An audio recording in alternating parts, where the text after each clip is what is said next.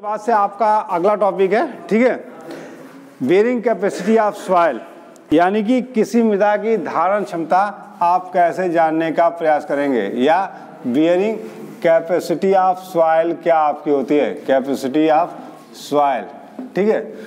तो मृदा की जो धारण क्षमता होती है उसे हम दो प्रकार से विभक्त कर सकते हैं। एक को कहते हैं यूबीसी, यानी कि अल्टीमेट बेयरिंग कैपेसिटी, यानी कि चरम धारण क्षमता, ठीक है। और दूसरा हम लोग के पास होता है एसबीसी, यानी कि सेफ बेयरिंग कैपेसिटी, सुरक्षित भार धारण क्षमता। ये यूबीसी क्या है, ठीक है, कोई मृदा आने वाले उस अधिकतम बल के खिलाफ कितने देर तक अपने आप को रोके रख सकती है या बिना खिसके उस भार को बर्दाश्त कर जाए, उसे ही हम कहते हैं अल्टीमेट बेयरिंग कैपेसिटी। ठीक, क्लियर हो गया। चरम धारण क्षमता क्या है कि अगर ये आपके पास कोई मृदा है, हाँ, इस मृदा की भार क्षमता अधिकतम मैक्सिमम 50 केजी का है, ठीक है, तो इस 50 केजी के भार पे, ठीक है, ये बिना एक दूसरे से हटे या बिना नीचे सेटल हुए अगर ये इसको बर्दाश्त कर जाती है तो यही इसकी अल्टीमेट बेयरिंग कैपेसिटी कहलाती है, ठीक है।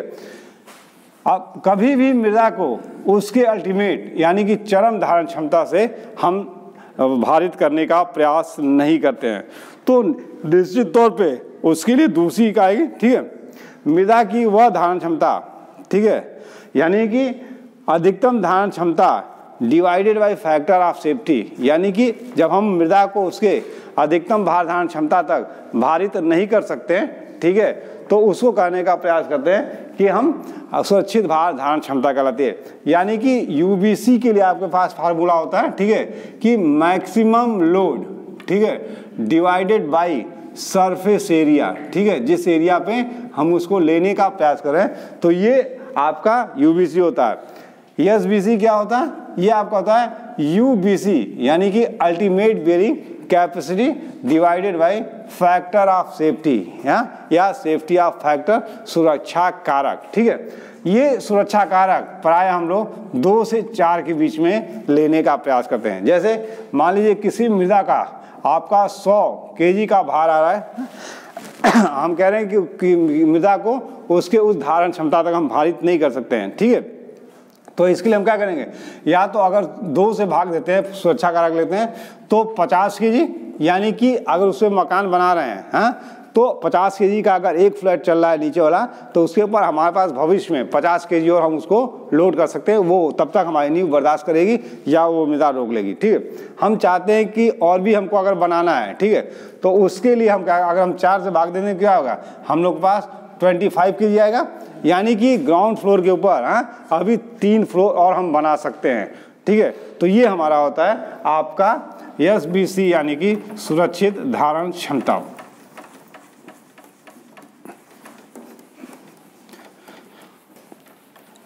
अब ये बेयरिंग कैपेसिटी जानने के लिए, ठीक है, हमारे पास बहुत से तरीके हैं जिनकी सहायता से हम मृदा की धारण क्षमता को आसानी से बता सकते हैं कि उसकी क्या धारण क्षमता होगी, ठीक है। अब इसके लिए बहुत सारे मेथड हैं, लेकिन जो कॉमन है, जो हम लोग करने का प्रयास करते हैं, ठीक है, और जो प्राय आपके यहाँ पहुँचता है, प्लेट लोड टेस्ट, ठीक है। ये आपके पास क्या होता है, आपके पास ये ग्राउंड पहले बनाते हैं, ठीक है, इस ग्राउंड में आप क्या करते हैं, ये आपका मान लीजिए जीएल है, ठीक है, और यहाँ की मृदा की धारण क्षमता आप जानने का प्रयास कर रहे हैं, ठीक है। तो सबसे पहले आप क्या करते हैं, 30 बाई 30 की, हाँ, और 1.5 सेंटीमीटर, 30 बाई 30 सेंटीमीटर की आपकी एक लोहे की प्लेट होती है, 30 गुणे 30 सेंटीमीटर की, ठीक है, और ये आपकी 1.5 सेंटीमीटर आपकी मोटी होती है। आप बेस को पहले समतल कर लेते हैं, समतल करने के बाद इस प्लेट को यहाँ पे डाल देते हैं, ठीक इसके ऊपर एक दूसरी प्लेट लगाते हैं, ठीक है, ये आपकी दूसरी प्लेट हो गई, ठीक है, ये प्लेट है आपकी इस्पात की, ये भी आपकी प्लेट है, ठीक है, ये दोनों आपकी क्या हैं, आपकी आयरन प्लेट हैं, इस्पात की आपकी ये प्लेटें हैं, और इनको आप एक दूसरे ऊपर रख देते हैं, ठीक है। रखने के बाद जो ऊपरी प्लेट होती है, इसका कनेक्शन एक पोस्ट यानी कि एक खंबे से ये अटैच होती है, नीचे वाली नहीं अटैच होती है, ऊपर वाली एक खंबे से यानी कि पोस्ट से अटैच होती है। ये पूर्ण रूप से ऊर्ध्वाधर बना रहे, ठीक है। इसके लिए इसके ऊपर टेक्स लगा देते हैं, ये प्रॉप्स लगा देते हैं, ठीक है।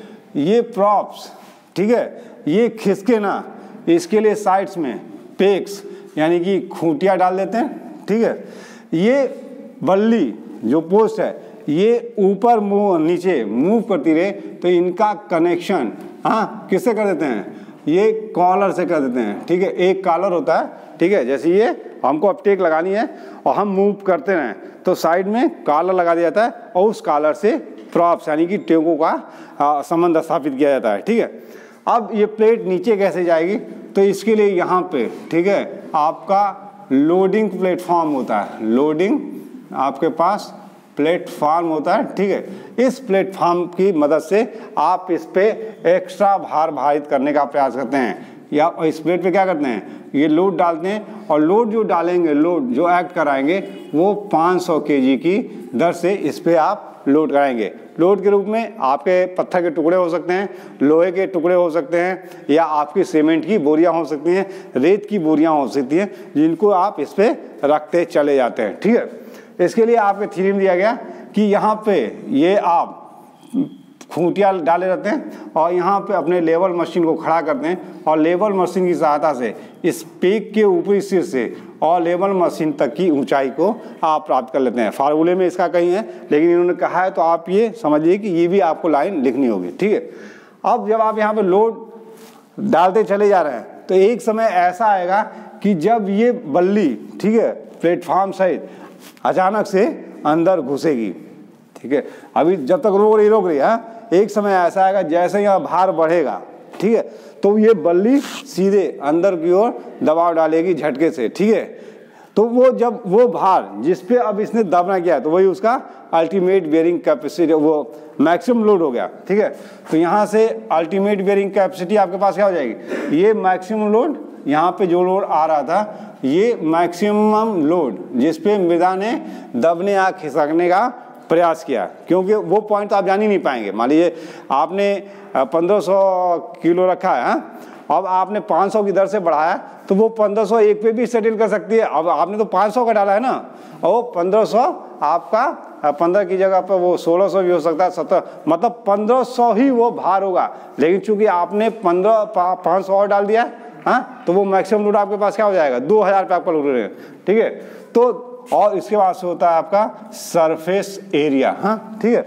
वो मैक्सिमम लोड अगर आपको 2000 मिला, तो और सरफेस एरिया आपको क्या मिला, 30 गुणे 30 सेंटीमीटर का मिला, यानी कि 0.3 इंटू 0.3 का, यही नहीं मिला। आपने 30 बाई 30 के ही ब्लॉक पे काम किया है ना, आपने गड्ढा तो ज़्यादा ही खोला है, लेकिन लोड एक्ट आप करा रहे हैं 30 बाई 30 पे ही सेंटीमीटर पे, ठीक है। तो उससे आप डिवाइड करेंगे तो यूबीसी मिल जाएगी, ठीक है। चूँकि मृदा को उसके अधिकतम धारण क्षमता तक हम भारित नहीं कर सकते हैं, ठीक है, तो इसके लिए हमको एएसबीसी निकालना होगा, ठीक है। और एएसबीसी क्या है, UBC divided by factor of safety, यानी कि अधिकतम धारण क्षमता डिवाइडेड बाई सुरक्षा कारक कर देंगे, और सुरक्षा कारक का मान प्रायः 2 से 4 के बीच में विभिन्न मृदाओं के लिए होता है, लेने का प्रयास किया जाता है।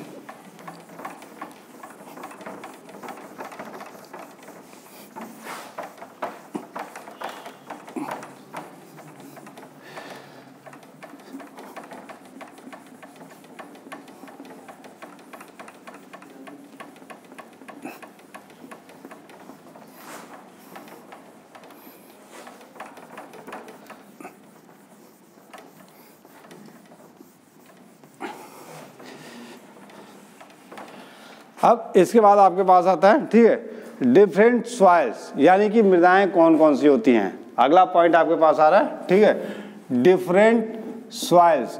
तो निश्चित तौर पे आपके क्षेत्र में या पूरे वर्ल्ड में बहुत तरह की मृदाएं मिलती हैं, जैसे आपका सैंड हुआ, सिल्ट हुआ, ग्रेवल हुआ, ठीक है, आपकी क्ले हुई, पिट हुई, और कुछ ऑर्गेनिक या इनऑर्गेनिक पदार्थ भी आपको मिलते हैं जमीन के अंदर, ठीक है। तो आपको अब इसमें से खोजना होगा कि कौन सी मृदा आपके नींव के लिए उचित होगी, ठीक है। एक्चुअली जब आप टेस्ट करने जाते हैं तो सबसे पहले एक आपको सॉइल मिलती है, ठीक है, उसे हम टॉप सॉइल कहते हैं, और ऊपरी जो मृदा होती है, और ये मृदा नींव के लिए अच्छी नहीं मानी जाती है। ये माना जाता है या तो ये नदियों द्वारा लाके फैला दिया गया है या इसको फीलिंग द्वारा, भराव द्वारा किया गया। तो जब भराव द्वारा किसी नई मिट्टी को काट के कहीं डालते हैं तो निश्चित तौर पे उसकी मृदा की धारण क्षमता कम होगी, क्योंकि एक चीज़ सॉलिड थी, जमी हुई थी, हाँ, और उसको हमने खोदा और खोदने के बाद दूसरी जगह डंप किया, तो उस प्रक्रिया में क्या होगा, जो कण होंगे वो दूर दूर हो जाएंगे। आपको लगेगा कि वो मिट्टी या बालू चिपके हुए हैं, लेकिन फिर भी वो उनके अंदर रिक्तियां बन जाएंगी, और जब रिक्तियां बनेंगी तो निश्चित है मृदा की धारण क्षमता आपकी कम हो जाएगी। तो सबसे पहला काम करते हैं जिस क्षेत्र में जाते हैं कि जो ऊपरी सॉइल है उसको 10 सेंटीमीटर की मोटाई तक, गहराई तक उसको वहाँ से कोड़ के हटा देते हैं, ठीक है। अब उसके बाद जो नीचे मृदा मिलती है उसे हम सब सॉइल यानी कि और मृदा करते हैं, और उसी मृदा की धारण क्षमता हमको ज्ञात करनी होती है। यहाँ पे इंडिया में जो मृदाएं मिलती हैं, सबसे पहले आपको एलुवियल सॉइल मिलता है, ठीक है। ये आपकी मिट्टी यानी क्ले, सिल्ट यानी कि आपका सिल्ट होता है, ठीक है, और सैंड, इन तीनों का मिला हुआ रूप होती है, ठीक है। इसकी धारण क्षमता काफ़ी अच्छी होती है और इस पर नींव बनाना हम तुरंत प्रेफर कर देते हैं। जिस भी गहराई में मिल जाती है उसी गहराई से हम अपने नींव को बना लेते हैं, जिसे एलुवियल सॉइल था। इसके बाद रेड सॉइल, ठीक है, ये चट्टानों के बिगटन से प्राप्त होती है, ठीक है। ये चट्टानें आपकी नाई हो सकती हैं या ऐसी कोई चट्टान जिसमें लवण की मात्रा होती है, ठीक है, और खनिज पदार्थ होते हैं, उनका होता है, ठीक है। ये हमारी, इसे ही मुरम कहते हैं, ये हमारे नींव के लिए ठीक नहीं होती है। थोड़ा बहुत इम्प्रूवमेंट करके हम इसको नींव पे ले सकते हैं। फिर हम लोग के पास है ब्लैक कॉटन सॉइल, ठीक है। अगर मृदा की सबसे ज़्यादा धारण क्षमता अगर किसी मृदा की खराब होती है तो ब्लैक कॉटन सॉइल की होती है। इसे काली कपास मिट्टी कहा जाता है। ये कपास इसलिए लाया गया कि इस मिट्टी पे कपास की खेती बहुत अच्छी होती है, ठीक है। लेकिन अगर नींव की दृष्टि से देखा जाए तो ये मृदा हमारी अच्छी नहीं मानी जाती, क्योंकि जैसे ही इस मृदा को पानी मिलेगा तो ये फूल जाती हैं, और जैसे ही मृदा से पानी निकलेगा तो ये सिकुड़ने लगती हैं, और उस सिकुड़ने के कारण उस क्षेत्र में, उस ज़मीन में दरारें देने शुरू कर देती हैं। जो दरारें आपकी 2 से लेके 4 सेंटीमीटर आपकी चौड़ी हो सकती हैं और 2 से 3 मीटर आपकी गहरी हो सकती है। तो लिहाजा ऐसी मृदा पे नींव बनाना काफ़ी कठिन होता है, क्योंकि यहाँ पे अपलिफ्ट प्रेशर भी काम करने लगता है। यानी कि आपने नींव को ज़मीन के अंदर डाला है तो वो प्रेशर उस नींव को ज़मीन से बाहर ढकेलने का प्रयास करेगा, ये भी उसके साथ संभव है। लास्ट आपके पास है, ठीक है, सैलाइन एंड एल्कली सॉइल, यानी कि खारी एवं क्षारीय मृदाएं। ऐसी मृदा जिसमें लवण की मात्रा ज़्यादा होती है, ठीक है, उनको हम खारी एंड क्षारीय यानी कि सैलिन एंड एल्कलीन सॉइल कहने का प्रयास करते हैं। और इन मृदाओं पे नींव बनाना काफ़ी कठिन होता है, इससे हम बचने का प्रयास करते हैं। कारण क्या है कि ये हमारे मिट्टी के साथ आगे रासायनिक क्रिया कर सकती हैं और धीरे धीरे मिट्टी को गला देंगी और हमारा बिल्डिंग गिरने का चांसेस बने रहेंगे। और लास्ट है आपके पास पीट एंड मर्सी लैंड, यानी कि आपकी पीट एंड दलदली भूमि। पीट मृदा में क्या होता है, आपके लवण ज़्यादा होते हैं, ठीक है, और जो दलदली भूमि होती है वहाँ पे आपके पास, ठीक है, लवण ज़्यादा पाए जाते हैं। और जो आपकी पीट मृदा होती है उसके अंदर आपके पास, ठीक है, घुलनशील लवण ज़्यादा पाए जाते हैं। तो इस मृदा पे भी नींव बनाना हम उचित नहीं समझते हैं। Methods of improving bearing capacity of अगला पॉइंट आपके पास है, ठीक है, मेथड्स, ठीक है, ऑफ इम्प्रूविंग, यानी कि मृदा की धारण क्षमता को आप कैसे बढ़ा सकते हैं, क्या क्या प्रक्रिया आप अपनाने का प्रयास करेंगे तो मृदा की धारण क्षमता आपकी बढ़ाई जा सकती है, ठीक है। सबसे पहले अधिक गहराई में जाने का प्रयास करें, ठीक है। जब किसी नींव को हम अधिक गहराई में ले जाने का प्रयास करेंगे तो क्या होगा, कॉन्टेक्ट एरिया जो होगा वो बढ़ता चला जाएगा। जैसे आपने 1 फीट तक ही आपने 10 किलो भारित करने का प्रयास किया, तो वो अगर 1 किलो भारित बर्दाश्त करने लगेगी तो फेल करेगी, ठीक है। तो हम क्या करेंगे, अगर 2 मीटर कर देते हैं उसको तो क्या होगा, अब वो 2 मीटर का कॉन्टेक्ट एरिया 1 मीटर और बढ़ गया तो भार की तीव्रता वहाँ पे कम हो जाएगी।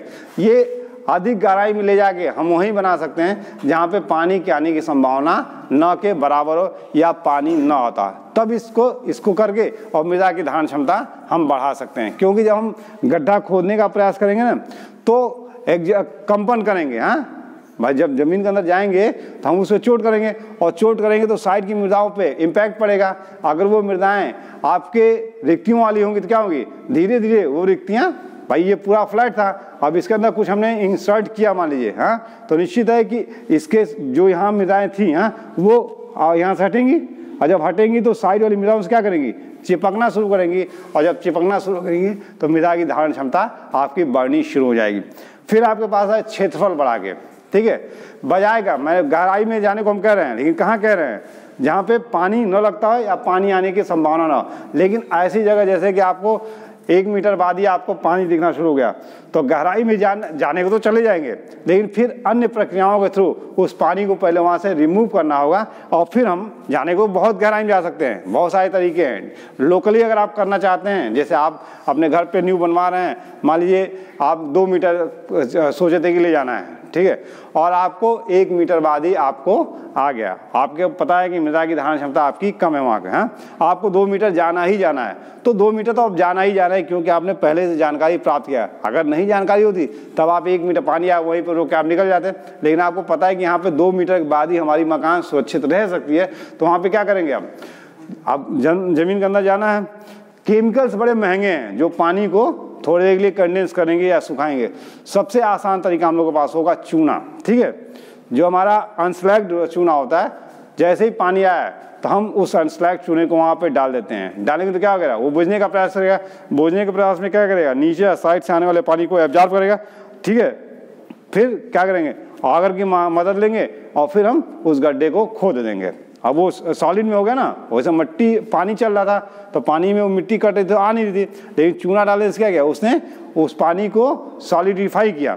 अब सॉलिडिफाई है तो हम इसकी सहायता से फिर रोटेट करा के और उसको निकाल लेते हैं। इस प्रक्रिया चूना डालते हैं, वो सूखा, जैसे ही सूखना शुरू करता है तुरंत ऑगर चलाना शुरू करते हैं। ऐसे करते करते मसाला तैयार रखे रहते हैं। जैसे ही 2 मीटर पहुँचते हैं, ठीक है, तुरंत उसमें वो कंक्रीट का जो मसाला प्लेन सीमेंट कंक्रीट बनाते हैं वो तुरंत उसके अंदर डाल देते हैं और डाल के उसकी कुटाई करना शुरू कर देते हैं। जाल बनाए रखते हैं, उस जाल को डालते हैं, मसाला तैयार होता है, खटखट खटखट मसाला डालते चले जाते हैं कि पानी के कण जब तक आए तब तक हमारा पूरा वो कंक्रीट चला है। अब फायदा क्या होगा इसका, देखिए आपको लग रहा है कि पानी आ रहा है तो पानी की रफ्तार आपने रोकी है, धीरे धीरे करके है ना। जब आपने सीमेंट कंक्रीट डाल दिया तो अब वो उसके लिए रामबाण हो जाएगा, यानी कि अच्छा हो जाएगा। सीमेंट की सभी रासायनिक क्रियाएं पानी से संपन्न होती हैं, ठीक है, तो वो पानी अब लाख उसके पास आए, हाँ, अब उसके सेहत पे कोई असर नहीं पड़ने वाला। वो करेगा क्या, बहुत होगा तो किनारे के हिस्सों को थोड़ा बहुत इरोड कर देगा, इतना वो तेज रफ्तार वाला पानी नहीं कि वो काट के निकल जाएगा, ठीक है। और धीरे धीरे सीमेंट क्या होगा, वहाँ कठोर होता चला जाएगा और इस तरह से आप अपने पाइल को तैयार कर लेंगे। फिर मैंने कहा क्षेत्रफल बढ़ा के, ठीक है, यानी कि जो प्रति वर्ग मीटर पे भार आ रहा है उसको बढ़ाने के लिए आप क्या करेंगे, क्षैतिज में बढ़ा दीजिए। जब आप गहराई में जा रहे थे तो भी वही काम करते, अभी सरफेस एरिया बढ़ाते हैं। यहाँ पे क्या है, गहराई में जाना मुश्किल है आपके लिए, तो आप क्या करेंगे कि उस लोड को बढ़ाने के लिए, जैसे यहाँ पे आपका मान लीजिए इस पूरे हाथ पे हमारे 10 टन आ रहा है, हाँ, हम रोक रहे हैं और हम 1 मीटर तक ही इसको रोक सकते हैं, इससे अधिक नहीं रोक सकते हैं, हाँ, और हमको सुरक्षित करना है तो क्या करेंगे, इसको बढ़ा देंगे। तो ये क्या होगा, जब ये एरिया बढ़ेगा तो आने वाला लोड दूर तक जाएगा, ट्रांसमिट किया जाएगा और आसानी से, यानी कि अगर सतही एरिया को हमने बढ़ा दिया तब भी हम अपने मृदा की धारण क्षमता को बढ़ा ले रहे हैं, ठीक है। उत्तम जल निकासी करें, जो न्यू बनाने जा रहे हैं उस क्षेत्र में अगर पानी है, ठीक है, तो सबसे पहले उस पानी को वहाँ से हटा दें, ठीक है। या आप न्यू बना रहे हैं और आपको चांसेस बने हुए हैं कि पानी आने की संभावना है, तो किसी न किसी प्रक्रिया से उस न्यू के आसपास आने वाले पानी को वहाँ से रिमूव करने का प्रयास कीजिए। पाइलों द्वारा जब आप न्यू बनाते हैं और आपको पता है कि न्यू की मृदा धारण क्षमता काफ़ी कम है, तो आप न्यू के साइड्स में आप कंक्रीट की पाइलें डाल दीजिए, वो महंगी पड़ेगी, तो उसकी जगह पे आप होल बनाइए और सादे बालू को डाल दीजिए। बालू कहीं खिसकेगा नहीं, ठीक है, और बालू एक दूसरा काम भी करेगा, एक तो जो न्यू के अंदर आपने मृदाओं का प्रयोग किया उसको रोक देगा, ठीक है, और दूसरा अगर कहीं से पानी आ रहा है तो वो पानी अपने आप को शक कर लेगा, ठीक है। तो वो आपको प्रक्रिया जो आपको सॉइल में पढ़ाई जाएगी, ठीक है। बल्किंग ऑफ सैंड, यानी कि बालू का फूलना क्या होता है, ठीक है। जब पानी के कण बालू में अंदर आते हैं तो बालू के कणों के चारों तरफ एक सर्किल बना देते हैं, ठीक है। और सर्किल जब बनाते हैं तो क्या होता है, आयतन बढ़ जाता है, यानी कि वो फूल जाती है, ठीक है। और जैसे ही वो पानी उसमें से निकलेगा तो फिर वो, तो ये बालू का उसके कारण जो सर्किल के चारों तरफ सर्किल बना रही है, ठीक है, कण, वो आपका बल्किंग ऑफ सैंड यानी कि बालू का फूलना कहलाता है। तो कोई भी जैसे ही नीचे का तल घटा, नीचे का तल बढ़ा तो वो पानी आया, तो वो बालू के कण क्या होते हैं, आपने चारों तरफ उसको रोक लेते हैं, उसको ऊपर नहीं जाने देते। और जैसे नीचे का ग्राउंड लेवल डाउन हुआ, हाँ, ठीक है, तो क्या होगा, ये पानी कण फिर इसमें से रिस के चले जाते हैं। एक जगह अगर आपने बालू को कहीं घेर के रख दिया है चारों तरफ टाइट से, तो आप लाख दबाव बनाएंगे, वो ना तो खिसकती है, हाँ, महसूस होगा कि भाई आप दबाव लगा रहे हैं और उसको में कोई आपने बाइंडिंग मटेरियल नहीं डाला है तो वो तो खिसके, लेकिन दबने की प्रक्रिया आपके सामने नहीं आएगी।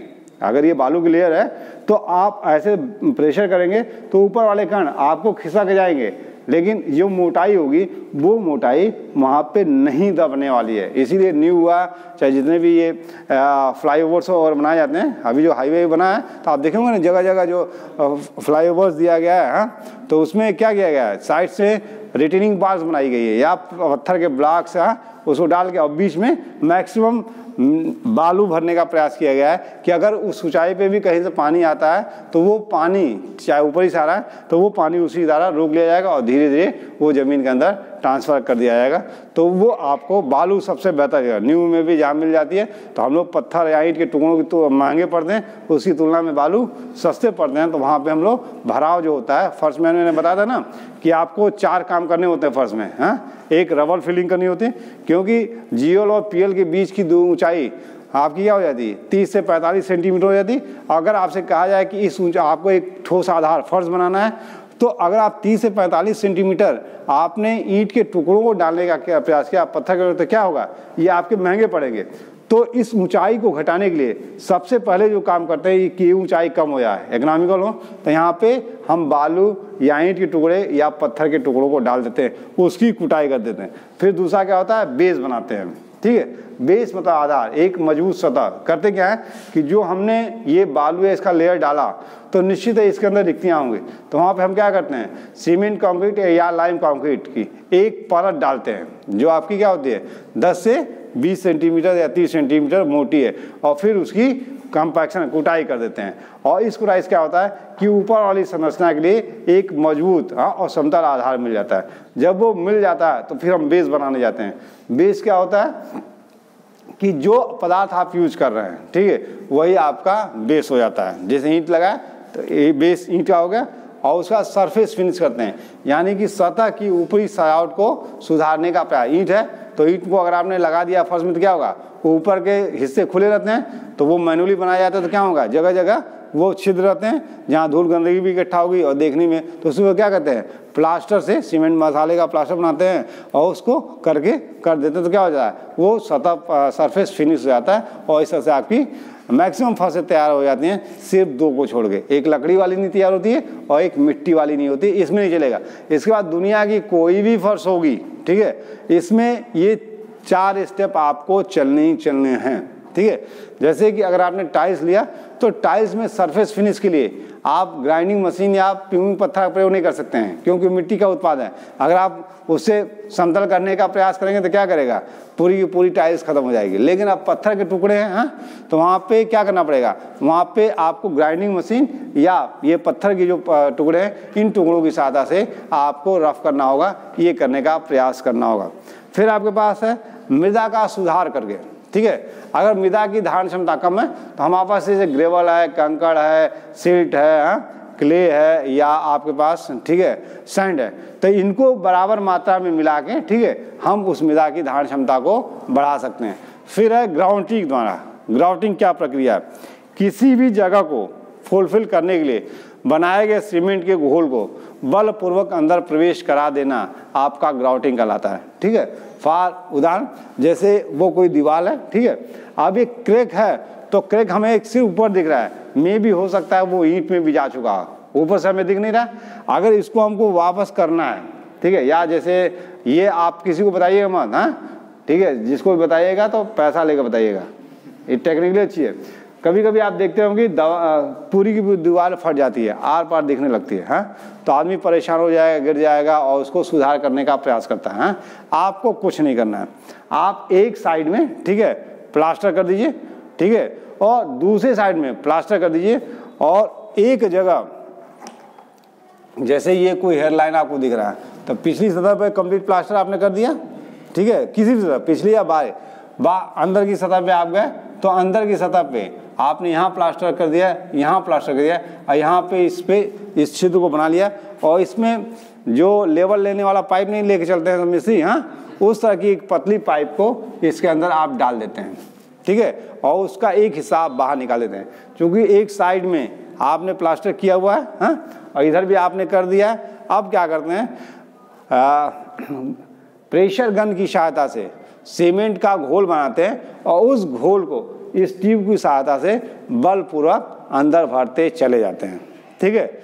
ये तब तक आपका वो लिक्विड अंदर जाता रहेगा जब तक कि वो बैक ना होना शुरू हो। एक समय ऐसा आएगा जब वो बैक करना शुरू कर देगा, क्योंकि आपने सिर्फ एक लाइन देखा था, हाँ, जो आपको दिख रही है। हो सकता है इधर भी एक लाइन हो, इधर भी एक लाइन हो, यहाँ भी इससे अटैच इससे एक लाइन हो, ठीक है। तो अभी जो लिक्विड जा रहा है ना, तो ये अपने हिसाब से अपने आप को इन सब में भरता चला जाएगा।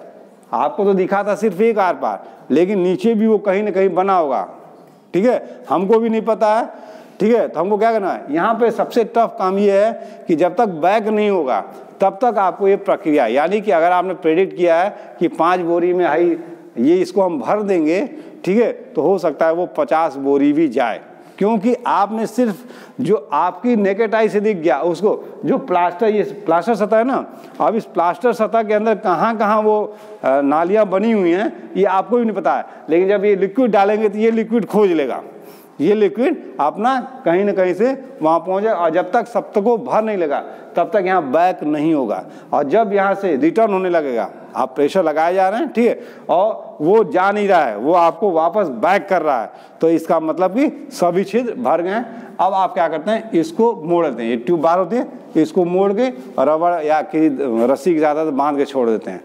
फिर एक दिन बाद जाते हैं, ठीक है, और उसके बाद से यहाँ से काट के इसको निकाल देते हैं और इसके ऊपर आप प्लास्टर कर देते हैं, ठीक है, और इस तरह से आपकी वो संरचना सुरक्षित हो जाती है। ये था ग्राउटिंग मेथड। तो इसी तरीके से हम मृदा में भी करने का प्रयास करते हैं, यानी कि मृदा में क्या करते हैं, सीमेंट का घोल बनाते हैं और उस घोल को बलपूर्वक, हाँ, सीमेंट गन की सहायता से उसको जमीन में भरते हैं। तो वो क्या करती है, सीमेंट जाके आसपास की मृदा को कठोर कर देती है और मृदा की धारण क्षमता बढ़ जाती है। रसायनों द्वारा यहाँ पे कैल्शियम क्लोराइड का ज़्यादा, CaCl2 का ज़्यादा प्रयोग किया जाता है। ClCO2 की विशेषता ये है कि उस मृदा में दो ही तरह से मृदा की धारण क्षमता कम होगी। एक तो मृदा के कणों में या तो पानी घुसा हुआ वो रिक्ति बना रहा होगा, या उसके बीच में हवा के कण होंगे। तो हवा के कण तो अगर हैं तो हमें तो पता नहीं है कि हवा कण है कि पानी कण है, ठीक है, लेकिन अब ये एहसास हो गया जाने के बाद कि पानी पूरा गीला गीला दिख रहा है, तो इसका मतलब उसमें पानी है। तो अगर हम कैल्शियम क्लोराइड का छिड़काव उसके ऊपर कर देंगे तो क्या करेगा, कैल्शियम क्लोराइड वहाँ से उस पानी को अवशोषित करेगा, और जैसे वो पानी उन कणों के बीच से निकलेंगे तो क्या होगा, मृदा एक दूसरे के समीप आएंगे, यानी कि चिपकेंगे, और जब चिपकेंगे तो उनकी धारण क्षमता बढ़नी शुरू हो जाएगी। ये कर सकते हैं इतने सारे काम हम मृदा की धारण क्षमता को बढ़ाने के लिए। अगला पॉइंट है ऑब्जेक्ट ऑफ फाउंडेशन, यानी कि नींव का क्या उद्देश्य होता है। तो नींव का सबसे पहला उद्देश्य होता है कि अधिसंरचना, सुपर स्ट्रक्चर में जो भार आ रहा है उसको नीचे स्थित और मृदा पे आसानी से वो क्या करे, स्थानांतरित कर दे या ट्रांसफर कर दे, ठीक है। दूसरा काम है समतल ठोस आधार प्रदान करना, ताकि आने वाला भार उस पे पॉइंट लोड पे एक्ट करे और नीचे जाके वो यूडीएल में बदल जाए। क्योंकि अगर बेस आपका ठोस और समतल नहीं रहेगा, मान लीजिए इस मोटाई में अगर आपने किसी तरफ मोटाई कम कर दिया तो क्या होगा, इसकी तुलना में वो लोड इधर तेजी से भागेगा, और जब भागेगा तो संरचना को दबाने का प्रयास करेगा। तो इससे बेहतर है कि इसको एक समतल ठोस आधार उसको प्रदान किया जाए। तीसरा है अर्ध संरचना को संभालना, यानी कि जो नींव बना रहे हैं तो नींव में आप पीट पत्थर कंक्रीट कुछ यूज कर रहे हैं, तो वो आने वाले भार के कारण, ठीक है, वो वहाँ से दबे या खिसके ना, इसके लिए उसको वहाँ पे रोके रखने का प्रयास करना। फिर आपके पास है अशम निस्संदन रोकना। अशम निस्संदन का मतलब जिस मृदा पे आप करने जा रहे हैं वहाँ पे मृदा पे नीचे से क्या हो रहा होगा, प्रेशर आ रहा होगा, ठीक है। तो वो प्रेशर क्या करेगा, ऊपर डिस्टर्ब करने का प्रयास करेगा। तो सबसे पहले उस प्रेशर को बराबर रूप से, एक समान रूप से करने के लिए ऊपर से आपको एक लोड देना होगा। यानी कि जो हम कंक्रीट का करते हैं तो क्या करता है, वो पूरा का पूरा उसको बियर कर जाता है। तो ये रोकने का प्रयास करते हैं। फिर आपके पास है स्थिरता प्रदान करना, ठीक है। जो संरचना में जो चीज़ यूज किए हैं उसको स्थिर हो जाए, वो आने वाला भार जो आ रहा है उसके कारण अपनी जगह से हटे ना, तो वो काम करने का प्रयास करता है नींव। ये हमारा नींव बनाने का उद्देश्य होता है। इसके बाद आता है requirements of a good foundation. एक अच्छे नींव की क्या विशेषताएं होती हैं। तो एक अच्छे नींव की सबसे बड़ी विशेषता होती है कि सब स्ट्रक्चर और सुपर स्ट्रक्चर, हाँ, यानी कि अधि संरचना का सीजी और अर्ध संरचना का अधि और अर्ध, तो अंग्रेजी में आसान रहेगा, सुपर स्ट्रक्चर और सब स्ट्रक्चर की जो सेंटर ऑफ ग्रेविटी है वो एक ही रेखा में लाइज करनी चाहिए, एक ही रेखा में उसको लगना चाहिए, ठीक है। भार अंतरण यानी कि लोड डिस्ट्रीब्यूशन, जो नींव पे लोड आ रहा है वो आसानी से स्थानांतरित कर लिया जाए। एक अच्छे नींव की ये जरूरत होती है जो होनी चाहिए कि अगर उस पर भार आए तो उस आने वाले भार को नीचे स्थित अवमृदा पर ले जाके आसानी से उसको बर्दाश्त करा ले जाए। ये दूसरा नींव की रिक्वायरमेंट्स होती है।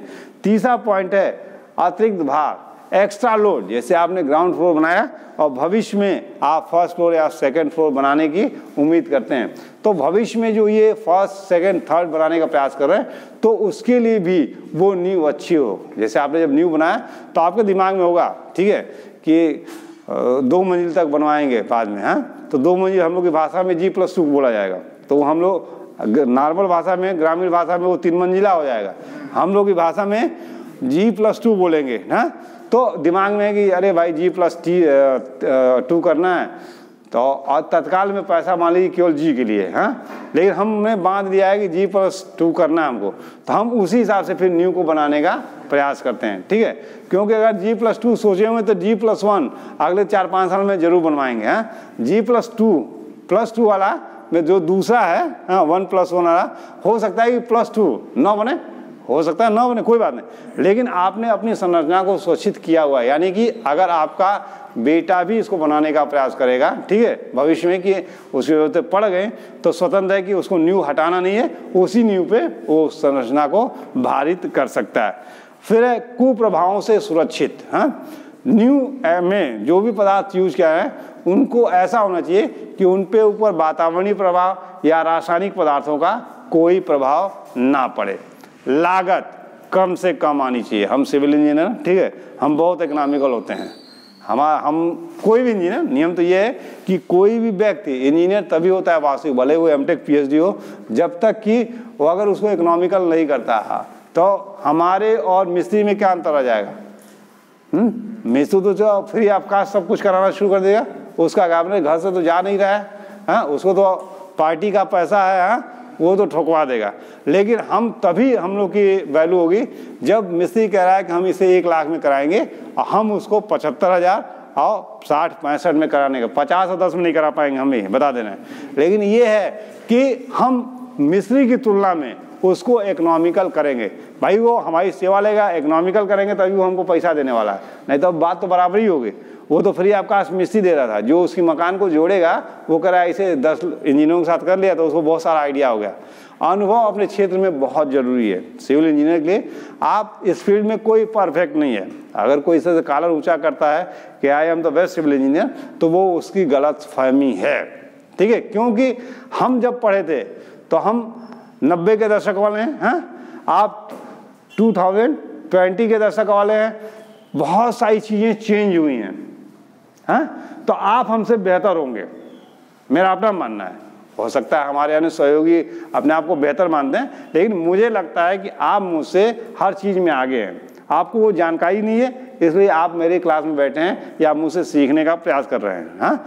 जैसे जैसे आपको जानकारियाँ मिलती जाएंगी तो निश्चित तौर पे हम जो सीखे थे उससे कुछ हटके भी बता रहे हैं, हाँ। आप जब किताबों में घुसेंगे, या आप लोग ले तो आसान तरीका आपका यूट्यूब या अन्य चैनल्स हो गए जिस पे आप जाएंगे तो मुझसे भी बेहतर तरीके से उस बात को, बेहतर चीज़ों को बता रहा होगा, बेहतर टेक्नोलॉजी को बता रहा होगा। हाँ, तो आपके पास और ऑप्शन खुलते चले जा रहे हैं। हमारे पास स्क्रिप्टेड ऑप्शन रहे होंगे, हमको उसी में इकोनॉमिकल करने का सोचना पड़ता होगा। आपके सामने क्या है, आपके सामने हजारों ऐसे केसेस दिख रहे होंगे कि जिसमें अब आपके ऊपर सिलेक्शन करना है कि कौन सा आप चयन करें, तो उसमें आप खोज लीजिए।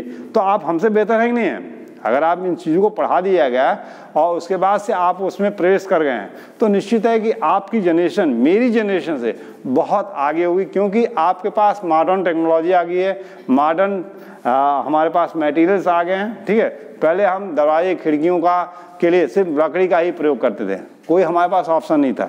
बहुत बाद में ऑप्शन आ गया तो प्लास्टिक का आ गया, लोहे का आ गया या प्लाई का आ गया, प्लाई लकड़ी से ही बनती है, तो वो ऑप्शन आ गए। ठीक है, अभी क्या है कि अभी बहुत सारे ऑप्शन, अभी जब पेड़ कट गए, लकड़ी नहीं है, तो लकड़ी का एक आर्टिफिशियल न्यूवुड बना दिया गया है जो लकड़ी की तरह से ही दिखता है। कोई देख के नया आने वाला व्यक्ति जो उस फील्ड का माहिर खिलाड़ी नहीं है, ठीक है, सचिन तेंदुलकर नहीं है, तो वो हर गेंद को कहीं नहीं मार पाएगा। हाँ, ठीक है, उसको सिंपल शॉट ही खेलने होंगे। यहाँ पे क्या होगा, यहाँ पे आपके पास अब न्यू वर्ड आने से अब वो इससे सस्ता भी पड़ रहा है और लाइव भी इम्प्रूव कर दिया गया। इसमें आग लगने की संभावना रहती थी, कीड़े मकोड़े लगने की संभावना, उसको आर्टिफिशियल बनाया गया, तो उसको केमिकली ट्रीट कर दिया गया इतना कि ना तो उसमें आग पकड़ने वाली, प्लास्टिक में भी आग लगने का डर था, इसमें भी आग लगने, उस न्यू वुड में ना तो वो आग से जलने वाली है, ना ही उस पर कीड़े मकोड़ों का कोई प्रभाव पड़ने वाला। तो निश्चित तौर पे अगर वो महंगी भी हो तो इनसे अच्छी हो, क्योंकि ये तो ऑलरेडी महंगी हो चुकी हैं। सागू साखोन अगर आप खोजने जाएंगे तो ये बहुत मुश्किल से बड़ा अच्छा मिलेगा, नहीं तो कच्ची लकड़ी दे देंगे। और कच्ची लकड़ी निश्चित कुछ समय बाद उसमें टर्माइट एक्शन आएगा और जिसके कारण वो टर्माइट समझ रहे हैं, दीमक वगैरह कीड़े मकोड़े लगेंगे और वो चीज़ें आपकी खराब होनी शुरू हो जाएंगी। न्यूवुड के साथ ऐसा कुछ नहीं होने वाला। तो आप न्यूवुड के विषय में आप जाए, हमारे समय में न्यूवुड था ही नहीं, हम सिर्फ आम की लकड़ी, कटहल की लकड़ी, सागौन, शीशम ही जानते हैं। आपका अब आप हो सकता है आप जब निकले आपके पास कोई और भी प्रोडक्ट आ जाए जो आप नहीं जानते हो। अगर नई टेक्नोलॉजी से आप परिचित हैं तब तो चीज़ों को जानना है, नहीं जानना है तो आगे आने वाले को कुछ और भी मटेरियल बताया गया दरवाजे खिड़की के लिए, तो वो उससे आपकी चर्चा करेगा। हाँ, तो अब उससे डिस्कशन आप थोड़ी कर पाएंगे। जिस चीज़ के विषय में आप जान ही नहीं रहते उसको आप ना करना ही। एक सिविल इंजीनियर अच्छा वही होता है कि आपका मिस्त्री भी आपसे बेहतर जान रहा है। अंतर क्या होगा, उसी शब्द को आप अंग्रेजी में बोल रहे होंगे और वही हिंदी या भोजपुरी में बोल रहा होगा। कह आप रहे हैं तो अंग्रेजी उसके पल्ले नहीं पड़ रही है और वो भोजपुरी या हिंदी बोल रहा है तो आपके पल्ले नहीं पड़ रही है। चीज़ें दोनों एक ही करने का प्रयास कर रहे हैं। हाँ, ठीक है, तो उलझिए मत। ये मत समझिए कि मिस्त्री वो अनपढ़ जाहिल गंवार कुछ नहीं जानता, वो जानता है। यहाँ लैंग्वेज का डिफरेंस हो गया है। ठीक है, आप बिना कुछ कहोगे कर लो, क्योंकि आप इंजीनियर हैं, जब चाहेंगे तोड़वा देंगे। अगर आप वो चीज़ नहीं बनी है तो तोड़वाइए, नहीं ये बनना था ये कह दीजिएगा, आप भी बच गए। वहाँ लड़ेंगे तो क्या होगा, एक क्लैशेज होगा, आप दोनों के बीच में दूरी खींचती चली जाए। काम उसी करना है, आपको करना नहीं है, आपको सिर्फ भाषण देना है।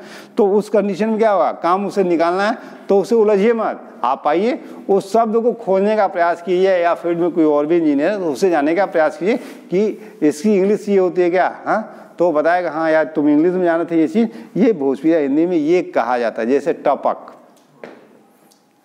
आप बोलेंगे कॉर्निस। मकान के ऊपर आप देखेंगे थोड़ा सा ऐसा छत से या छत जैसे बर्जा नहीं निकाल पाते हैं तो थोड़ा सा ईंटा आधा थोड़ा सा बाहर निकाल जाता है। ठीक है, तो उसके किनारे पे जो बनाया जाता है वो टपक यानी कॉर्निस। हम इसको पूरे को पूरे कॉर्निस बोलते हैं। उद्देश्य क्या होता है कि जो पानी आ रहा है वो पानी की बूंदें सीधे दीवार में न जाएं, वो सीधे वहीं से गिर जाए। तो उसको मालूम है कि पानी गिराने की हम व्यवस्था कर रहे हैं, तो टेक्निकल शब्द उनकी भाषा में टपक है। ठीक है, हमारी भाषा में कॉर्निस है, निकला हुआ रद्दा। और उसका उद्देश्य है, वही उद्देश्य की पूर्ति वो भी कर रहा है। वो जो छत पे पानी आ रहा है दीवार में जाने से रोकने के लिए वहाँ पे लगा दे रहा है कि पानी जो आएगा यहीं से करके ये दीवार पे न जा पाएगा, यहीं से फॉल डाउन कर जाए। ठीक है, और ये काम आपका भी है। आप नहीं चाहते हैं कि डायरेक्ट वो पानी, बेटा तुम लोग क्यों लिख रहे हो, ये गलत है, तब से क्यों लिखाई हो रही है। हम बोलना नहीं चाह रहे थे इसमें, हाँ कि इसमें आएगा, चलो ठीक है, लड़के भी समझ जाएंगे कहीं क्लास में ये रिकॉर्ड किया गया है। अब इसके बाद से आपके पास आता है आयु। तो निश्चित तौर पे आपकी आयु अधिक होनी चाहिए, यानी कि सब स्ट्रक्चर की आय सुपर स्ट्रक्चर की आय से अधिक होनी चाहिए। कारण क्या है कि सब स्ट्रक्चर में इम्प्रूवमेंट करना बनने के बाद थोड़ा कठिन होगा, फिर उस जमीन के अंदर खुदाई करनी पड़ेगी। और जो सुपर स्ट्रक्चर है क्या है, उसमें अगर दीवारों में कमी आ रही है तो हम क्या करेंगे, वो दिख रहा है, वो नीचे नहीं दिख रहा है तो हमको नहीं पता है कहाँ पे वो फेल करने की प्रक्रिया में, तो हमको पूरी की पूरी न्यू चेंज करनी पड़ेगी। ठीक है, और हो जाएगा, आपका स्ट्रक्चर ऊपर रहेगा और ये हो जाएगा। ये विदेशों में बहुत पहले होता रहा है, ये 90 और 2000 के दशक में बॉम्बे में आ गया था, आपके गोरखपुर में भी आ चुका है। जो उधर गुजरात और बॉम्बे साइड में लोगों ने इस फील्ड में किया है और थोड़ा सा आपने को ये मान के कि मुझे इस फील्ड में उतरना है, सीख लिया कैसे क्या करना है, तो आपके गोरखपुर शहर में भी रुस्तमपुर में एक हैं, कोई हैं वो नॉन टेक्निकल पर्सन, लेकिन वो उस टेक्निकल की दुनिया में रह के सीखते सीखते उन्होंने उस प्रोसेस को समझा। हम ये बताएंगे, वो प्रोसेस बताएंगे कैसे करना है। ठीक है, तो वो जैसे आता है 3 आपके पास वो होते हैं इसमें, इसी चैप्टर में वाल वाले में आएगा, इसका folding, underpinning and shoring. ठीक है, ये आदि संरचना या अर्ध संरचना में इम्प्रूवमेंट करने के तरीके हैं जो करने का प्रयास करते हैं। इसका फोल्डिंग क्या है, ये पाड़ या मचान है। जब दीवार की ऊंचाई आपकी आई साइड यानी 1.5 मीटर से ऊपर होने लगती है तो मिस्त्री को चिनाई करके ऊर्ध्वाधर रखना उसको मुश्किल होने लगता है, यानी कि इस सतह पे उसको लंब रखना। तो क्या करता है, बगल में एक और अस्थायी संरचना तैयार करता है। गांव में खूब आप लोगों ने देखा होगा, जिस पे बैठ जाता है और मटेरियल रख दिए जाते हैं और फिर वो उसे चिनाई कर, वही आपकी पाड़ या मचान कहलाती है। ठीक है, डिफरेंट इसके वो हैं पार्ट्स हैं। जो आपका सोरिंग है, इसे टेकबंदी कहते हैं। जब आपकी संरचना में दरार आ जाती है, संरचना बाहर की तरफ पलटने का प्रयास करती है, या संरचना में किसी दीवार को हटा के कमरे का आकार बढ़ाना होता है, ठीक है, तो या दरवाजा खोलना होता है, तो उस समय आप वो जब दीवार पलट रही होती है तो साइड में सपोर्ट देते हैं, तो वो सोरिंग यानी कि टेकबंदी कहलाता है। और अंडर पिनिंग क्या है, ठीक है, कि जब किसी भवन की दीवार में, ठीक है, कोई दरवाजा या खिड़की लगाना है तब वो प्रक्रिया कर सकते हैं, या नीचे से आपको नींव बदलनी है। जैसे स्प्रेड फूटिंग फाउंडेशन तो पूरी नहीं होगी, पाइल में तो जगह जगह अंदर गया होगा ना, तो उसमें क्या कहते हैं, पूरी की पूरी नींव को आपको वहाँ से रिमूव करना होता है। तो ये स्क्रू जैक देखें ना, हाँ, उसी स्क्रू जैक के साथ आते हैं। संयोग से अच्छा था कि मैं जिस मकान में था उसके बगल में मैं भी सोचा कि ये कर क्या रहा है, काफ़ी दिन तक मैं परेशान रहा। तो फिर मैंने देखा कि ये नींव को उठाने का प्रयास कर रहा है। पूरी की पूरी बिल्डिंग है और पूरी की पूरी बिल्डिंग को उसने 1.5 फीट ऊपर उठा दिया। इस तरह से उसने ये काम कर दिया, ऐसे करने का प्रयास किया। Causes of settlement of foundation, यानी कि वे कौन कौन से कारण हैं जिनकी सहायता से के कारण आपकी नींव दबती है, फेल होती है, ठीक है, और उसके क्या उपचार हो सकते हैं। ठीक है, क्या कारण बनते हैं कि आपकी नींव फेल करेगी, अगर फेल करेगी तो उसके उपचार आपके सामने क्या हो सकते हैं। पहला आपके पास है, और मृदा जो है उसको उसकी धारण क्षमता से अधिक भारित करने का प्रयास करना।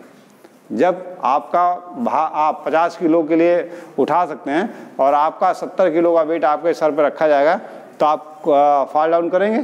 तो वही काम है, अगर मृदा को उसकी धारण क्षमता से अधिक आपने भारित करने का प्रयास किया तो मृदा फेल कर देगी। तो बढ़िया है कि मृदा की धारण क्षमता अगर 50 है, हाँ, तो हम 48-49 तक ही करें, हाँ, 49.9 तक करें, ठीक है, 50 ना करें, क्योंकि 50 के बाद अन्य जो लोड हैं, हाँ, जैसे हवा का लोड है या कहीं दुर्भाग्य से मौसम में यहाँ इधर भी बर्फ़ गिरने लगी है, यहाँ तो बर्फ़ गिरती नहीं है, हमने तो उसको हल्का सा कंसीडर किया हुआ है।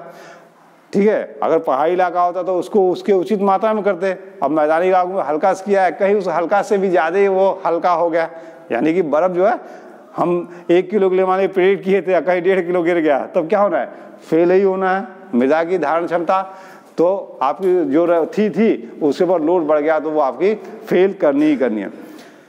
नींव के नीचे की भूमिका असमान रूप से दबना होता क्या है, जब आप नींव बनाने जाते हैं तो मैंने पहले ही कहा कि जो मृदा होती है उसकी पहले कुटाई कर ली जाती है, हाँ, एक समतल आधार बनाया जाता है और उसके ऊपर लाइम कंक्रीट 1-2-6 की या सीमेंट कंक्रीट 1-6-12 का, हाँ, डाला जाता है और फिर उसकी कुटाई की जाती है। ठीक है, तो मृदा क्यों बैठेगी कि अगर मृदा में रिक्तियाँ हैं और आपने उस पर भारित कर दिया तो क्या करेगा, मृदा वहाँ से खिसकेगी, और जब खिसकेगी तो उसके बैठने के चांसेस बने रहेंगे। तो बेहतर है क्या किया जाए कि जो हम बेस कंक्रीट बनाने का डाल रहे हैं उसके नीचे पहले जो मृदा है उसकी कुटाई कर लें ताकि कुछ उससे रिक्तियाँ बढ़ जाएं, और उसका जब हम ये कंक्रीट डालेंगे, जब इसकी कुटाई करेंगे तो क्या होगा, और इसके दबाव से नीचे की मृदा आपकी एक दूसरे क्लोजली कांटेक्ट आ जाएगी, तो फिर आपकी संरचना के असमान रूप से दबने की संभावना ही नहीं होगी। या यूं समझ लीजिए कि ये आपने एक दीवार बनाया, हाँ, यहाँ पे आप मान लीजिए 10 किलो का वेट आ रहा था, हाँ, और मतलब कि ग्राउंड फ्लोर ही बना था, और इधर आके आपने क्या किया, यहाँ पे 50 किलो का वेट डाल दिया, यानी कि G+1 2 3 जो भी करना था कर दिया। तो क्या होगा, अब इस तल पे समान रूप से तो हुआ नहीं, इस पे भार कम आ रहा था, इधर भार ज़्यादा आ रहा था। तो अब इस भार को डिस्ट्रीब्यूट करने के लिए क्या करना होगा, इसके नीचे पहले से आपको मजबूती से बनाए रखना, तब ये आपकी संरचना नहीं बैठेगी। क्योंकि अगर इधर भार आने वाले भार का ये दबेगी तो क्या होगा, ये फिर ऊपर उठने का प्रयास करेगी और इस दौरान आपकी बिल्डिंग फेल कर जाएगी। फिर है चिनाई का बैठना। चिनाई कैसे बैठती है, होता क्या है, जब हम दीवार की चिनाई करते हैं तो जो बाइंडिंग मटेरियल लेते हैं वो आपका क्या होता है, पानी की सहायता से तो उसको बना पाते हैं, या कि बालू और सीमेंट मिला दीजिए और उसको रद्दे पर रख दीजिए, तो क्या वो पकड़ बनाएगा, नहीं पकड़ बनाएगा।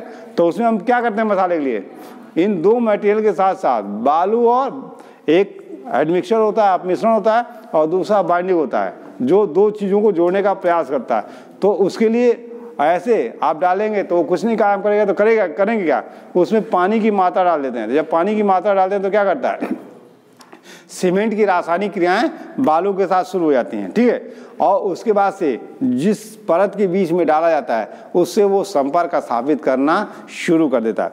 तो हम करते क्या है कि दीवार की चिनाई करते हुए चले जाते हैं, ठीक है, और उसके ऊपर छत डाल देते हैं, ध्यान दीजिएगा, ठीक है। अब होगा क्या, बिना इसमें से पानी निकले, मसाले में कुछ न कुछ तो पानी की मात्रा थी, बिना ही निकले हम इसको भारित करते चले गए, सब संरचनाएं डाल दिए, ठीक है, लेकिन पानी तो वहाँ जो कण है वो तो सूखेगा ही सूखेगा गर्मी से, या तो दबाव से वो पानी निकल रहा होगा, ठीक है, लेकिन पूरा पानी दबाव से नहीं निकलेगा, कुछ ना कुछ तो अंदर रह जाएगा, रहना भी चाहिए। अगर नहीं रहेगा तो क्या होगा, वो रासायनिक क्रियाएं संपन्न नहीं हो पाएंगी, तो वो पानी कुछ ना कुछ रहेगा जो रासायनिक क्रिया करके उन दोनों परतों को जोड़ने का काम कर रहा होगा, ठीक है। तो जब हम सब कुछ कर देते हैं, प्लास्टर भी कर दिए और अंदर का पानी नहीं सूखा, हाँ, तो जब प्लास्टर पे धूप लगेगा तो वो गर्मी क्या होगी, हमारी ईंट चिनाई पे जाएगी या पत्थर चिनाई पे जाएगी। जब वहाँ जाएगी तो वहाँ जो नमी थोड़ी बहुत बची है उसको अवशोषित करेगी, तो ईंट तो बैठने का प्रयास करेगी। जब ईंट बैठेगी तो ईंट के ही कांटेक्ट में प्लास्टर किया गया है, उसको खूबसूरत बनाया गया है, तो वो प्लास्टर भी नीचे जाएगा। जब प्लास्टर भी नीचे जाएगा तो क्या होगा, वहाँ पे दोनों प्लास्टरों के बीच में आपको क्रैक्स आने शुरू। अब क्लियर हो गया। कल जो आपका डाउट था कि आपका इम्प्रूविंग मैंने नहीं कहा था, मैंने कहा किस चीज़ को लेके कहा था, मैंने कहा था कि वो चीज़ आपकी होती रहेगी, उसके लिए ये चीज़ मैंने कहने का प्रयास किया था ना, कि ये घटना तब आती है जब सब, इसीलिए गाँव में जब मकान बनाई जाती थी तो लोग कहते थे कि 1-2 बार मौसम में बरसात का पानी खाले नहीं दीजिए, नींव बना के छोड़ देते थे, ठीक है, मिट्टी उट्टी भर देते थे, 1-2 महीने 1-2 सत्र वो ऐसे ही खाली रहता था। जब बैठ जाता था तब उसके ऊपर भारित करने का प्रयास करते थे, तो वहाँ पे क्रैक्स वगैरह नहीं आती थी। अभी जो बिल्डिंग्स में क्रैक्स वगैरह दिख रहे हैं तो क्या हो रहा है, हम लोग तुरंत नींव बनवा रहे हैं, नींव के बाद तुरंत दीवार उठवा रहे हैं, तुरंत दीवार उठाने के बाद छत डाल दे रहे हैं, छत डालने के बाद अभी नमी सूखी ही नहीं है तब तक प्लास्टर कर दे रहे हैं, घर में प्रवेश करना है और ये नहीं समझ रहे कि उसके अंदर नमी है, वो नमी कहीं ना कहीं से सूखेगी, और जब सूखेगी तो बिल्डिंग पे कहीं ना कहीं से असर आएगा। ये चीज़ आपका होने का प्रयास करते हैं, ठीक है। इसके बाद है नींव के नीचे की और मृदा का पानी सोखना, ठीक है। अब क्या होगा, अगर आपने अच्छे पदार्थ का प्रयोग नहीं किया है, ठीक है, तो क्या करेगा, कैपिलरी एक्शन से अगर वहाँ वाटर लेवल बढ़ रहा है तो वो पानी को सक करेगा और ऊपर लाने का प्रयास करेगा। अगर ये पानी ऊपर आ गया तो जो एक मैंने बोला था जब पार्ट्स ऑफ बिल्डिंग दिखाया था, डीपीसी डैम प्रूफ कोर्स, यानी कि नीचे से आने वाला पानी कैपिलरी एक्शन के कारण दीवार में ना चढ़े, इसके लिए प्लिंथ लेवल पे एक जो क्षैतिज जद्दा बनाया जाता है सीमेंट कंक्रीट का या सीमेंट मसाले का या पॉलीथीन का, यानी कि ऐसा कोई भी पदार्थ जो उस पानी के को एक स्थान से जाने में बैरियर का काम कर दे, यानी कि रोक दे, ठीक है, उस पदार्थ का प्रयोग कर दे। तो इससे क्या फायदा हो जाता है कि अगर किन्हीं कारणों से नींव में हमारे पानी बढ़ भी रहा है तो क्या होगा, उस तल तक आते आते वो रुक जाता है और दीवार पे नहीं चढ़ पाता है, क्योंकि अगर दीवार में चढ़ गया तो उस पानी में लवण की मात्रा होगी, ठीक है, लवण के साथ ऊपर जाएगा। एफ्लोरेसेंस मैंने बताया था सोलर आपको फर्स्ट ईयर में, तो क्या होगा, जैसे सूरज की किरणें पड़ेंगी तो वहाँ पे रासायनिक क्रियाएं होंगी और कुछ समय बाद वो वहाँ से प्लास्टर जो होगा, ठीक है, या ईंट, वो धीरे धीरे इरोड होके आपकी गिरनी शुरू हो जाएगी। तो ये चीज़ आपको करना होगा। पार्श्व दाब के कारण दीवारों का झुकना, हमेशा कहा गया है कि किसी भी संरचना को सुरक्षित रखने के लिए, ठीक है, जो लोड आ रहा है उसे पॉइंट लोड के रूप में नीचे ले जाना होगा, जो यूडीएल के रूप में डिस्ट्रीब्यूट हो जाएगा। अब देखिए पॉइंट लोड मैं ये कह रहा हूँ, ठीक है, ये बना हुआ है, ठीक है, अगर हम सीधे रहे तो पॉइंट लोड क्या होगा, सीधे सीधे चला जाएगा, जल्दी से मृदा आपको डिस्टर्ब करेगा। अब मान लीजिए मैंने फैला दिया तो क्या होगा, ये जैसे ही यहाँ से लोड चला तो यहाँ से आते आते क्या एरिया बढ़ा तो ये इधर डिस्ट्रीब्यूट हुआ, और जैसे ही एरिया बढ़ता जा रहा है तो क्या हो रहा है, ये चारों तरफ फैल के नीचे मृदा पे जा रहा है, ठीक है। तो ये इससे क्या हो जाएगा कि आपका ये चीज़ जो मृदा है, ठीक है, वो बच जाएगी, ठीक है, मृदा आपकी ना तो खिसकेगी और ना ही वहाँ पे दबने का प्रयास कीजिए। वर्षा के जल को नींव में आने से रोकना, ठीक है, इसीलिए हम साइड में मैंने कहा था कि न्यू बिल्डिंग, आपने ओल्ड बिल्डिंग सामने आप देखेंगे फर्श बनी हुई है, कि बाढ़ का पानी या किस तरह से अगर पानी नींव के बगल में इकट्ठा हो रहा है तो नींव के अंदर घुसने का प्रयास ना करें, ठीक है, क्योंकि अगर नींव के अंदर घुस गया तो क्या होगा, नींव के नीचे की मिट्टी को इरोड करेगा और कहीं वो मिट्टी वहाँ जो आपने प्रयास किया था उसके नीचे वाले तल में जाकर वो पानी घुस गया तो क्या करेगा, वहाँ की मिट्टी को हटाएगा, और जब हटाएगा तो खोखला हो जाएगा। जैसे गणेश भगवान जी लोग करते हैं, चूहे जी लोग बेल बना देते हैं तो क्या होता है, धीरे धीरे बना के कर देते हैं तो अचानक वहाँ की मिट्टी दब जाती है। तो जब ये फर्श के नीचे चला गया और फर्श के नीचे की मिट्टी हट गई तो क्या होगा, फर्श पे अचानक आपने कोई भारित करने का प्रयास किया या किसी लोहे को या किसी चीज़ को पटका तो क्या होगा, वहाँ तो खाली हो चुका है तो वो बैठ जाएगा, ठीक है। तो ये सेटलमेंट आपका फ्लोर हो जाता है। तो ये क्यों कारण, जैसे कि नीचे जो आपने ज़मीन के नीचे काम किया उसमें कहीं ना कहीं पानी घुस गया था तो उस पानी को वहाँ से रोका जाए, ठीक है, यानी कि बरसात के पानी को नींव में ना घुसने दिया है। फिर आपके पास पेड़ों की जड़ का नींव में आ जाना, ठीक है, अगर मकान के अगल बगल में पेड़ हैं तो क्या स्थिति होने वाली है आपकी, कुछ समय बाद वो जो पतली पतली सिराएं आ रही हैं, वो धीरे धीरे मोटी होंगी और जब वो दबाव डालेंगी ईंट के संरचनाओं पे या किसी संरचना तो क्या होगा, उस संरचना में गैप बनेगा। तो इसीलिए नींव के अगल बगल में कोई पेड़ अगर आपको दिखे तो इसीलिए घर के अगल बगल में कोई पेड़ नज़दीक नहीं लगाता है, कुछ दूरी पर हट के लगाता है, वो पेड़ लगाता है जिसकी जड़ें आपकी कम जाती हैं, ठीक है। बरगद पीपल इसलिए नहीं लगाए जाते हैं, कारण क्या है कि इनकी जड़ें काफ़ी दूर तक जाती हैं, ठीक है। तो ये जाएंगे तो क्या धीरे धीरे जा के वो घुसता चला जाएगा, और जब घुस जाएगा तो फिर उस बाद से वो मोटा होगा तो पूरा का पूरा उस नीचे की संरचना को फैलाएगा तो ऊपर की संरचना पूरी की पूरी आपकी कोलैप्स कर ली जाएगी। इसके बाद आपके पास आता है टाइप्स ऑफ फाउंडेशन, यानी कि नींव कितने प्रकार के आपके सामने होते हैं।